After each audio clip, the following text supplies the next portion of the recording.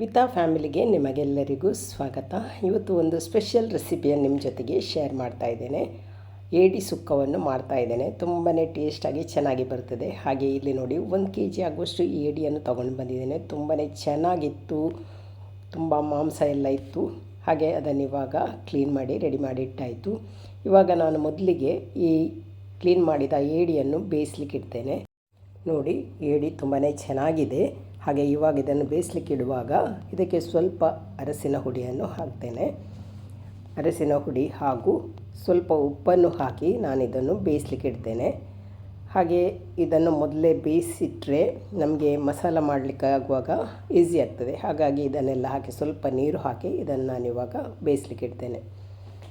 ಹಾಗೆಯೇ ಇದನ್ನು ಬೇಯಿಸ್ಲಿಕ್ಕೆ ಇಟ್ಟಾದ ಮೇಲೆ ಇದಕ್ಕೆ ಬೇಕಾದ ಮಸಾಲವನ್ನು ಕೂಡ ರೆಡಿ ಮಾಡೋಣ. ಇವಾಗ ಮಸಾಲವನ್ನು ರೆಡಿ ಮಾಡ್ತಾ ಇದ್ದಾಗೆ ಇಲ್ಲಿ ಏಡಿ ಕೂಡ ಚೆನ್ನಾಗಿ ಬೇಯ್ತದೆ. ಹಾಗೆ ನನ್ನ ಚಾನಲನ್ನು ಫಸ್ಟ್ ಟೈಮ್ ನೋಡುವವರಿದ್ದರೆ ಪ್ಲೀಸ್ ನನ್ನ ಚಾನಲ್ಗೆ ಸಬ್ಸ್ಕ್ರೈಬ್ ಮಾಡಿ ಈ ವಿಡಿಯೋವನ್ನು ನೋಡಿ. ಹಾಗೆ ಇವಾಗ ನೋಡಿ ಇದು ಬೇಯ್ತಾ ಇದೆ. ಇಲ್ಲಿ ಮಸಾಲವನ್ನು ಕೂಡ ರೆಡಿ ಮಾಡ್ತಾ ಇದ್ದೇನೆ. ನಾನಿಲ್ಲಿ ಮಣ್ಣಿನ ಪಾತ್ರೆ ತೊಗೊಂಡಿದ್ದೇನೆ. ಹಾಗೆಯೇ ಒಲೆಯಲ್ಲಿ ಮಾಡ್ತಾ ಇದ್ದೇನೆ. ಇವಾಗ ಪಾತ್ರೆಗೆ ಸ್ವಲ್ಪ ಎಣ್ಣೆ ಹಾಕಿ ಸ್ವಲ್ಪ ಕರಿಬೇವನ್ನು ಹಾಕಿದ್ದೇನೆ.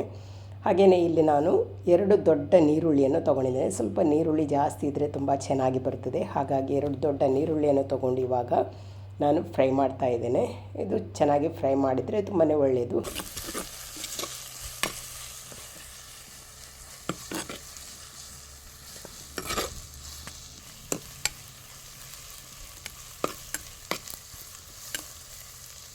ನೋಡಿ, ಇವಾಗ ನೀರುಳ್ಳಿ ಇಷ್ಟು ಫ್ರೈ ಆದಮೇಲೆ ಇದಕ್ಕೆ ನಾನು 2 ಟೊಮೆಟೊವನ್ನು ಕಟ್ ಮಾಡಿ ಹಾಕ್ತಾ ಇದ್ದೇನೆ.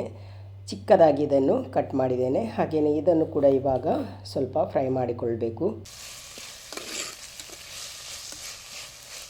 ಈಗ ಇದು ಫ್ರೈ ಆದ್ದು ಸಾಕು. ಇದಕ್ಕೆ ಸ್ವಲ್ಪ ಜಿಂಜರ್ ಗಾರ್ಲಿಕ್ ಪೇಸ್ಟ್, ಅರಸಿನ ಹುಡಿ, ಹಾಗೆಯೇ ಇಲ್ಲಿ ನಾನಿಲ್ಲಿ ಕೋಳಿ ಸುಕ್ಕ ಮಾಡುವ ಪೌಡ್ರನ್ನು ಹಾಕಿದ್ದೇನೆ. ಇದು ಹಾಕಿದರೆ ಒಂಥರ ಒಳ್ಳೆ ಟೇಸ್ಟ್ ಬರ್ತದೆ. ಹಾಗಾಗಿ ಆ ಪೌಡರನ್ನು ಹಾಕಿದ್ದೇನೆ. ಅದು ಇಲ್ಲ ಎಂದರೆ ನಿಮಗೆ ಯಾವುದಾದ್ರೂ ಮೆಣಸಿನ ಹುಡಿಯನ್ನು ಕೂಡ ಹಾಕ್ಬೋದು. ಹಾಗೆ ಅದನ್ನು ಹಾಕಿ ಇವಾಗ ನಾನು ಫ್ರೈ ಮಾಡ್ತಾ ಇದ್ದೇನೆ. ಈ ಮೆಣಸಿನ ಹುಡಿ ಕೂಡ ಸ್ವಲ್ಪ ಫ್ರೈ ಆದರೆ ಒಳ್ಳೆ ಘಮ ಬರ್ತದೆ. ಹಾಗಾಗಿ ಇಲ್ಲಿ ಚೆನ್ನಾಗಿ ನಾನು ಫ್ರೈ ಮಾಡ್ತಾ ಇದ್ದೇನೆ. ಇವಾಗ ನಾವು ಏಡಿಯನ್ನು ಬೇಯಿಸುವಾಗ ಸ್ವಲ್ಪ ಉಪ್ಪು ಹಾಕಿದ್ದೆವು. ಹಾಗೆ ಜಾಸ್ತಿ ಉಪ್ಪು ಹಾಕೋದು ಬೇಡ ಅಂತ ಈ ಮಸಾಲಕ್ಕೆ ಕೂಡ ಇವಾಗ ಸ್ವಲ್ಪ ಉಪ್ಪನ್ನು ಹಾಕಿದ್ದನ್ನು ಫ್ರೈ ಮಾಡ್ತಾ ಇದ್ದೇನೆ. ಈ ಕಡೆ ನೋಡಿ, ಏಡಿಯನ್ನು ಬೇಯಿಸ್ಲಿಕ್ಕೆ ಇಟ್ಟಿದೆ. ಇದು ಕೂಡ ಇವಾಗ ಚೆನ್ನಾಗಿ ಬೆಂದಿದೆ. ಹಾಗೆಯೇ ನೀರು ಕೂಡ ಸ್ವಲ್ಪ ಡ್ರೈ ಆಗ್ತಾ ಬಂತು. ಇನ್ನು ಇದು ಬೆಂದದ್ದು ಸಾಕು.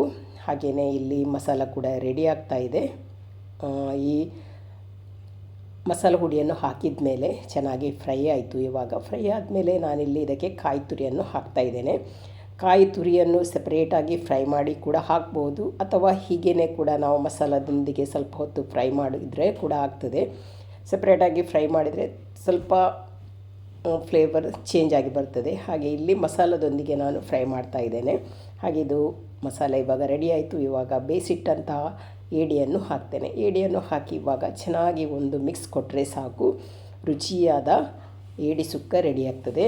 ಹಾಗೆಯೇ ಇದನ್ನು ಎಲ್ಲ ಮಾಡಿ ಆದಮೇಲೆ ಇದಕ್ಕೆ ಸ್ವಲ್ಪ ಕೊತ್ತಂಬರಿ ಸೊಪ್ಪನ್ನು ಕೂಡ ಹಾಕ್ಕೊಳ್ಬೋದು. ನಾನು ಹಾಕಲಿಲ್ಲ, ಹಾಗಾಗಿ ಬೇಕಿದ್ರೆ ಸ್ವಲ್ಪ ಕೊತ್ತಂಬರಿ ಸೊಪ್ಪನ್ನು ಕೂಡ ಹಾಕ್ಬೋದು. ನೋಡಿ, ಇವಾಗ ಸ್ಪೆಷಲಾದ ಏಡಿ ಸುಕ್ಕ ರೆಡಿ ಆಯಿತು.